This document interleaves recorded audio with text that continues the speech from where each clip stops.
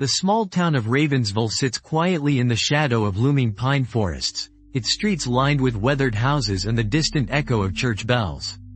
On the surface, it's the kind of place where nothing ever happens, where neighbors greet each other by name and the biggest scandal is a late library book. But beneath Ravensville's tranquil exterior lies a chilling secret. Between 1981 and 1988, at least 15 residents vanished without a trace. No bodies were ever found. No ransom notes appeared, and most disturbingly, no answers ever came. Welcome back to Chilling Mysteries. Today, we're opening the Ravensville Disappearance Files, a case that has haunted investigators, locals, and true crime enthusiasts for over 30 years. Newly uncovered diaries and secret police files suggest that what happened in Ravensville was no random string of disappearances. Instead, they hint at a sinister conspiracy, one that may have involved the town's most trusted officials and a hidden vault beneath the earth. What really happened to the vanished residents of Ravensville? And was the truth buried to protect the powerful? Let's begin with the facts. Ravensville, population just over 3,000 in the early 1980s, was the kind of place where everyone knew everyone. The first disappearance was that of 17-year-old Miranda Lee, a high school senior known for her bright smile and ambition to become a journalist. On the night of March 12, 1981, Miranda left her part-time job at the local diner and was never seen again. Her car was found parked neatly behind the diner, her purse and keys still inside. The police launched a search, but no trace of Miranda turned up. At the time, locals chalked it up to a runaway scenario. But then, just 4 months later, Arthur "Buddy" Klein, a 32-year-old mechanic and father of two, failed to return home from his workshop. His toolbox was found spilled on the ground, his truck idling nearby. Over the next 7 years, 13 more residents vanished. Some, like elderly widow Edna Fitzgerald, disappeared from their locked homes. Others, including a pair of teenage brothers, were last seen walking home from school. The disappearances cut across all ages and backgrounds.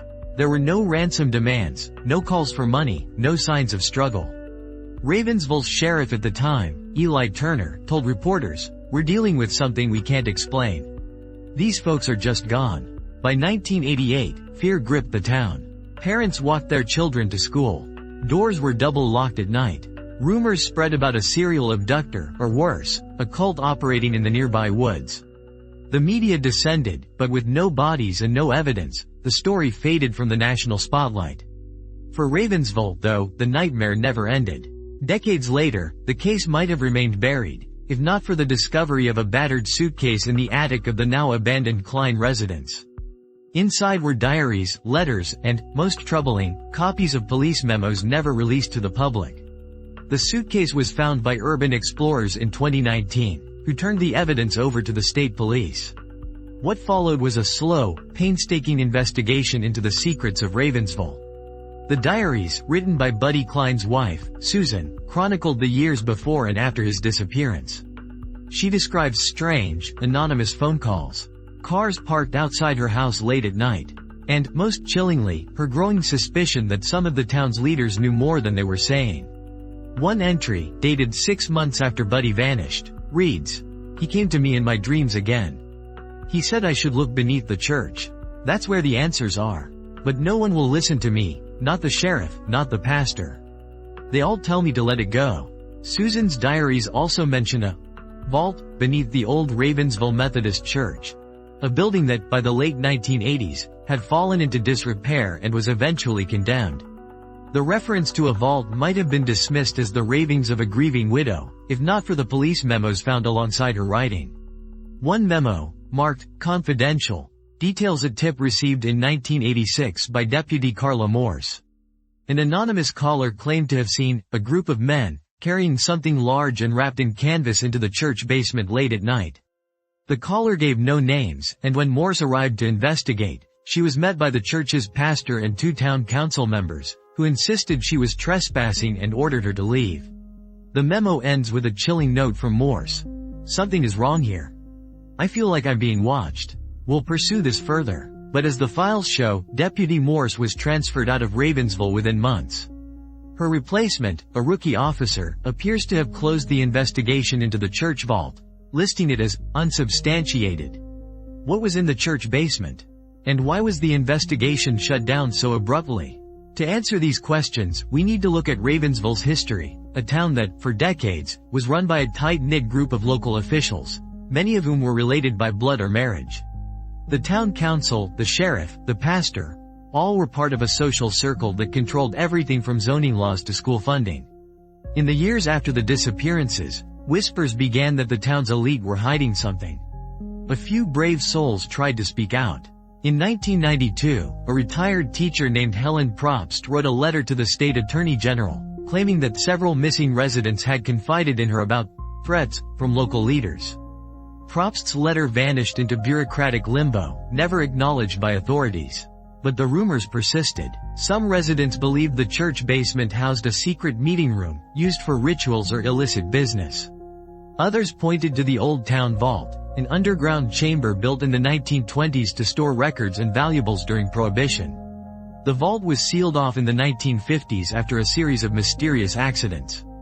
According to local legend, it was cursed.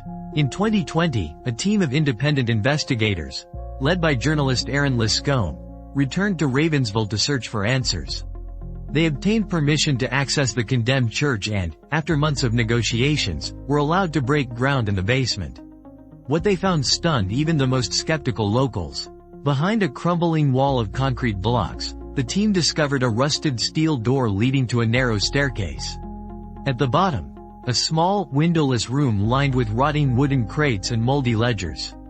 The crates contained clothing, shoes, and personal effects, some matching the descriptions of items owned by the missing residents. The ledgers listed names, dates, and cryptic notations such as delivered, cleared, and settled. But the most damning evidence came in the form of a faded photograph, tucked inside one of the crates. It showed a group of men, several identifiable as former town leaders, standing in the vault, posing over what appeared to be a wrapped bundle on the floor. The date on the back, March 13, 1981, the day after Miranda Lee vanished. The discovery reignited the investigation. Forensic teams combed the vault for DNA evidence, but decades of damp and decay had destroyed most biological traces. Still, investigators were able to match several items to the missing persons, confirming that at least some of the victims had been in the vault. Why were the victims brought here? What happened in this underground chamber? And who orchestrated the cover-up? Some theories point to a shadowy cabal among the town's leaders, motivated by greed, jealousy, or even a desire to maintain control through fear.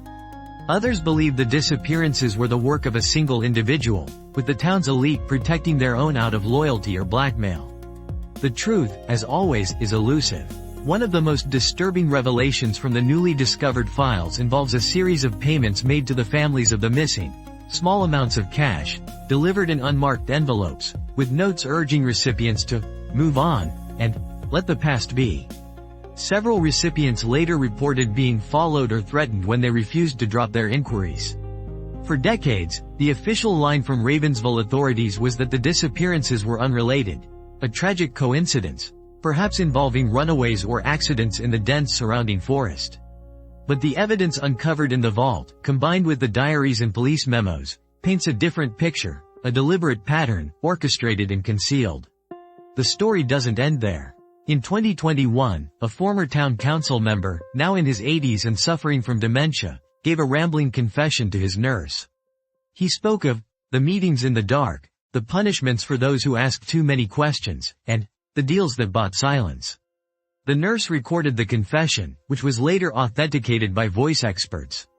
While some of his claims were dismissed as the product of a failing mind, others matched details found in the secret files. Despite renewed interest, no arrests have been made. Many of those implicated in the files have since died. Others refuse to speak. The current sheriff, when pressed, told reporters, "We're reviewing all available evidence." Justice takes time. For the families of the missing, time has run out. Most have left Ravensville, unable to bear the weight of unanswered questions. But a few remain, determined to see the truth brought to light. They gather each year on March 12th, the anniversary of Miranda Lee's disappearance, holding a candlelight vigil at the edge of the old churchyard. Their hope is simple: that someone, somewhere, will finally break the silence. The Ravensville Disappearance Files remind us of the terrible power that secrecy and fear can hold over a community. They show how easily those entrusted with authority can become complicit in darkness, and how hard it is for ordinary people to fight back when the very institutions meant to protect them are the ones hiding the truth. As true crime enthusiasts, we know that every mystery is ultimately a story about people, about victims, yes, but also about those left behind. In Ravensville, the pain of loss is matched only by the pain of not knowing. The files may never reveal the full truth, but they stand as a testament to the enduring human need for answers. Do you think the Ravensville disappearances were the work of a lone predator, a secret society, or something even more sinister? Should small towns with a history of unsolved crimes be forced to open their archives to independent investigators? And, most importantly, will the day ever come when the missing residents of Ravensville are finally laid to rest? If you have any theories or if you know of similar cases in other small towns, share your thoughts in the comments below. Don't forget to subscribe to Chilling Mysteries, where we dig deep into the world's most unsettling unsolved crimes. Until next time, stay curious and stay safe.